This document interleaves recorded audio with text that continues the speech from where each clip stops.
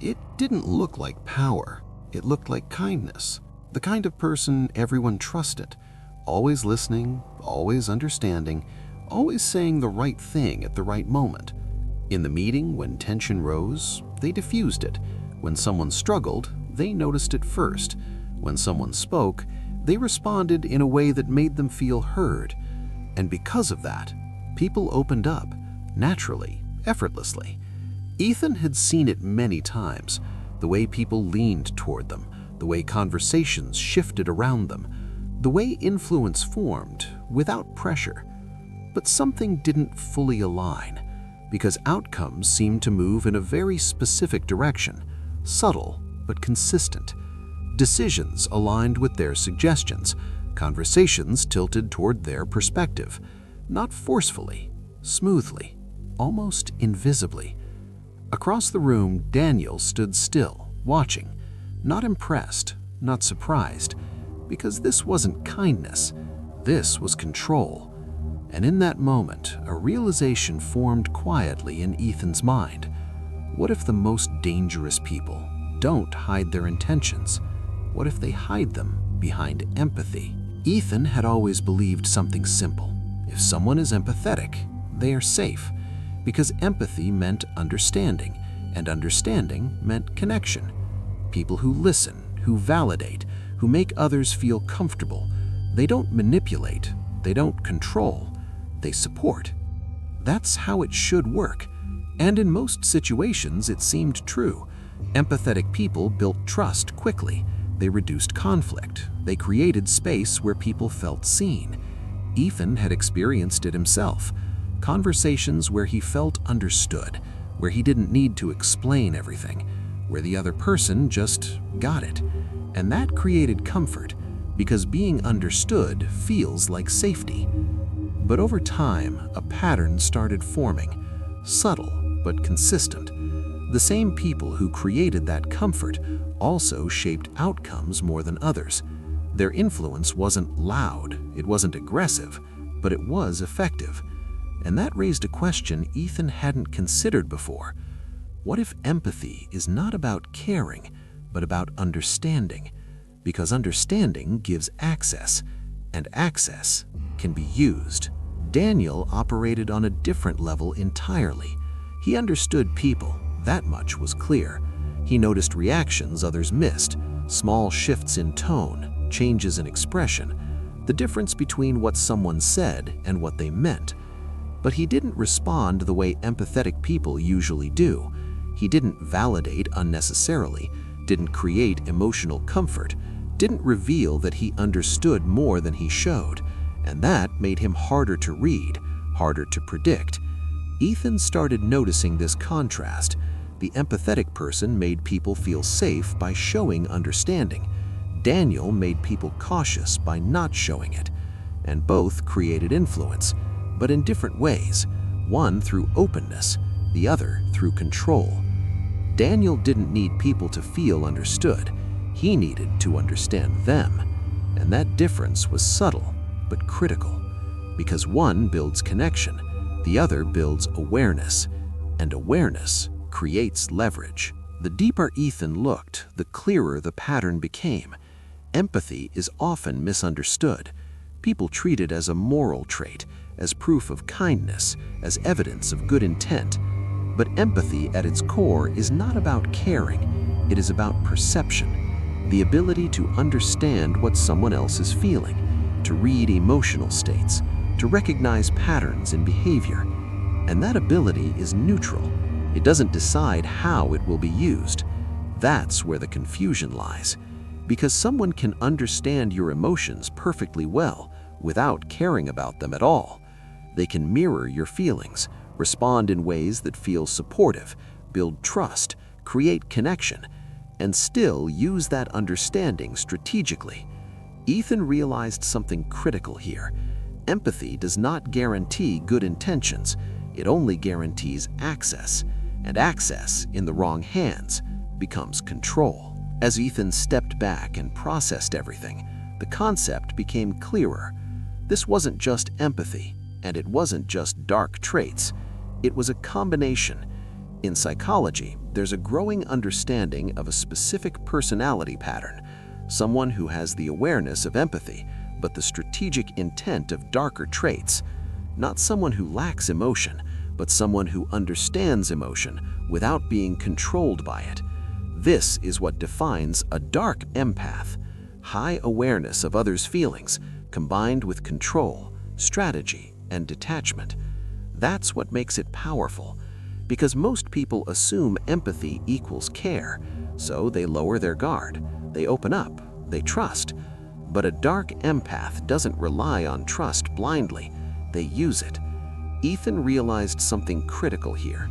The most effective control doesn't come from force, it comes from understanding, and understanding emotions gives access to behavior. This is where the realization became uncomfortable.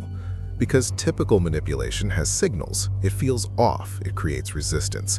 But a dark empath doesn't trigger that reaction. They feel safe. That's what makes them effective. They don't dominate conversations, they don't push aggressively, they align, they listen, they validate. And because of that, they are trusted faster, deeper, more completely. Ethan started seeing the difference clearly. Someone who manipulates without empathy creates tension, but someone who understands emotion removes that tension. And once tension is gone, resistance drops. That's the danger, not in what they do openly, but in how invisible it feels. The deeper truth settled in quietly. The most effective influence doesn't look like influence, it looks like connection. Ethan began observing interactions more closely, not the words, but the responses. The person he had been watching didn't speak first often. They listened, carefully, picking up details others ignored, small insecurities, hesitations, changes in tone, and then they responded, not randomly, but precisely. If someone felt uncertain, they offered reassurance. If someone wanted recognition, they acknowledged it. If someone felt overlooked, they brought them into the conversation. It felt natural, supportive, but the pattern was structured. Each response wasn't just emotional, it was directional. It guided how the other person felt next, and feeling shapes decisions. Ethan realized something subtle but powerful. They weren't just responding to emotions, they were shaping them. The more Ethan observed, the clearer the pattern became. Trust wasn't just happening, it was being built, step by step, through consistency, through attention, through understanding. The person remembered details others forgot, followed up on small things, responded in ways that made people feel important. And over time, people started opening up, sharing more, not because they were asked, but because they felt safe. That's how trust forms, gradually, naturally. But here's what most people miss. Trust is not just emotional, it's informational. The more someone trusts you, the more they reveal. Their thoughts, their concerns, their weaknesses, their intentions, and all of that becomes data. Ethan saw it clearly now. This wasn't just connection, it was information gathering. And information, when combined with emotional understanding, becomes influence. Ethan started seeing the final layer of the pattern. It wasn't just about understanding people, it was about what came after. Once trust was built, once people opened up, once emotional patterns became visible, influence became easier. Not forced, guided. The same person who listened carefully now began suggesting directions. Small at first, subtle adjustments. Maybe you should approach it this way. I think this would work better for you. And because the advice came from someone who understood them, it felt correct, personal, aligned. People didn't question it deeply, they followed it. Not because they were told to, but because it felt right. That's the mechanism, influence that feels like your own decision. Ethan realized something critical here. The more someone understands your emotions, the easier it is for them to guide your choices without resistance. At first, Ethan didn't question it because the experience felt positive. Conversations felt easy, natural. He didn't need to explain everything. The other person seemed to understand quickly, respond accurately, support consistently, and that created comfort. But slowly, something shifted, subtle but noticeable. He found himself considering their perspective more often, adjusting his decisions slightly. Not dramatically, just enough. It didn't feel like influence, it felt like alignment. And that's what made it difficult to detect, because nothing felt forced, nothing felt wrong, but the direction was not entirely his own anymore. Ethan paused one day and thought, why does this feel so natural, but also so directed? That question stayed because it revealed something deeper. Influence doesn't always feel like control. Sometimes it feels like agreement. Daniel noticed it immediately. He always did.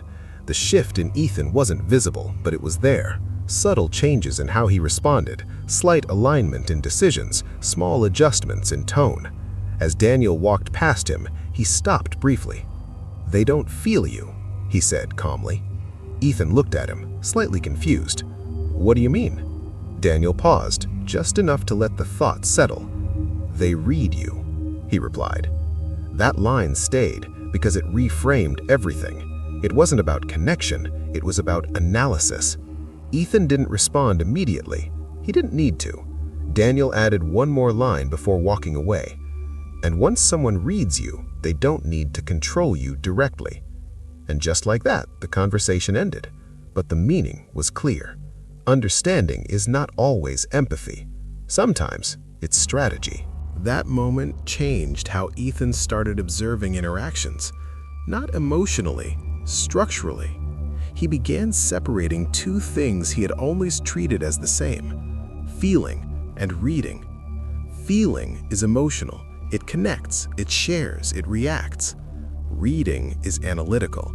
It observes, it predicts, it understands without becoming involved. And that difference is subtle but critical, because someone who feels with you experiences your emotion, but someone who reads you uses your emotion. Ethan started replaying past conversations, not what was said, but how it was said. The timing, the responses, the direction, and patterns became visible, consistent patterns. He realized something fundamental. Not everyone who understands you cares about you. Some understand you because it gives them advantage. And once you see that clearly, you stop confusing connection with control. As Ethan stepped back and connected everything, the concept moved beyond behavior into structure.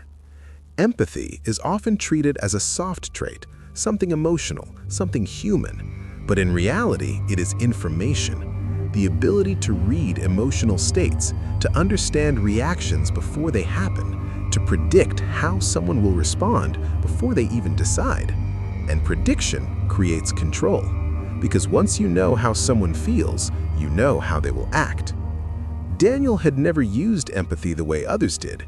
He didn't express it, he didn't validate unnecessarily, but he understood it, and that was enough. Ethan realized something critical here. Empathy is not just connection, it is access to decision-making, because emotions drive choices, and if you understand emotions, you can guide choices. The deeper truth settled clearly. If you can read someone's emotions accurately, you don't need to force anything, you just need to position correctly. Once Ethan understood the philosophy, the pattern became structured. It wasn't random, it followed a sequence. First, observation, reading emotional signals carefully without revealing intent.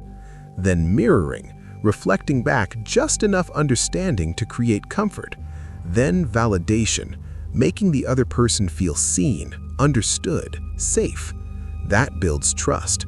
Once trust forms, information flows. People reveal more than they realize, their concerns, their insecurities, their preferences, and that becomes leverage. The next step is subtle influence, not direct control, just small suggestions, adjustments that feel natural. And finally, consistency, maintaining the same image, supportive, reliable, safe, so the control remains invisible. Ethan realized something subtle but powerful here. The strength of this pattern is not in manipulation, it is in how natural it feels. This time, Ethan didn't react emotionally, he adjusted structurally. He didn't stop engaging, he didn't withdraw, but he changed how much he revealed. In conversations, he spoke, but less about himself, less about internal thoughts, less about uncertainty. He observed more, responded more carefully, and something shifted immediately. The dynamic changed. The person who once guided the conversation paused more, asked more questions, because the pattern was disrupted. There was less data to work with, less emotional clarity to read. And without that clarity, influence weakens. Ethan noticed something critical here. Control requires access, and access depends on what you reveal. The less predictable you are, the harder you are to guide. Then came another interaction. Same person, same calm tone, same understanding approach. They listened, responded, created that familiar sense of comfort again. But this time, Ethan saw the structure, not just the words, the timing, the direction, the subtle steering of the conversation. Across the room, Daniel stood as always, silent, observing, not stepping in, not guiding, because this moment wasn't about interference, it was about awareness. Ethan understood what this situation represented, not just another conversation, but a test, whether he would respond the same way or break the pattern. Because now he knew something most people don't. Not every connection is neutral. Some are strategic. And once you see that, the interaction changes completely. This time, Ethan didn't follow the same pattern. The conversation began the same way: calm tone, careful listening, subtle mirroring, the usual signals of understanding. But Ethan didn't open up the way he used to. He responded, but selectively. Gave information, but not everything. When the other person tried to guide the conversation, he didn't resist openly. He just didn't follow. That's the difference. No confrontation, no rejection, just a lack of alignment. And that changed the dynamic instantly. The usual flow broke. Because influence depends on response, and without response, the structure weakens. Ethan noticed it clearly. Small pauses, slight adjustments in their tone, more questions than before, because now they were trying to read him again. But the pattern wasn't clear anymore. Across the room, Daniel remained still, watching, because this wasn't about winning, it was about awareness. And awareness had already shifted the outcome. The shift didn't create conflict, it created distance. Not emotional distance, structural distance. The conversation continued, but without the same depth of influence. Suggestions no longer carried the same weight because they weren't landing the same way. Ethan wasn't rejecting them, he just wasn't absorbing them. And that's what breaks control. Not resistance, but non-alignment. The person adjusted again, more neutral now, less guiding. Because without emotional access, there's less to work with. Ethan realized something subtle but powerful. Control doesn't disappear because someone stops trying. It disappears because the pattern stops working. And patterns only work when they are predictable. Later, Ethan sat with the realization in its simplest form. Empathy is not inherently good. It is powerful. It gives access to emotion, and emotion drives behavior. That's why it can create connection or control. The difference is intent, but intent is rarely visible.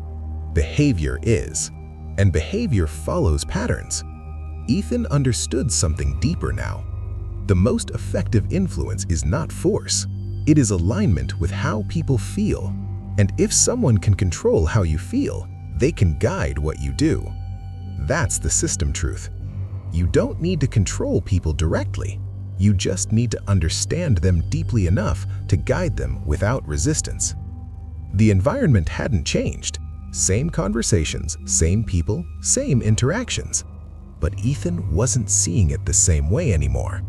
He wasn't reacting to emotional signals blindly. He was observing them, reading them, understanding where they came from and where they were leading.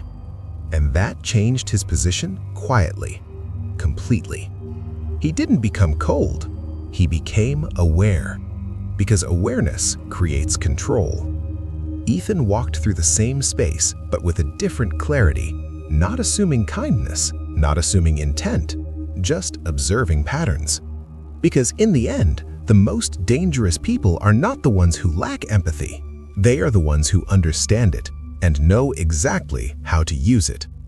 If this made you see something you couldn't see before, subscribe, because most people never notice the patterns that are controlling them.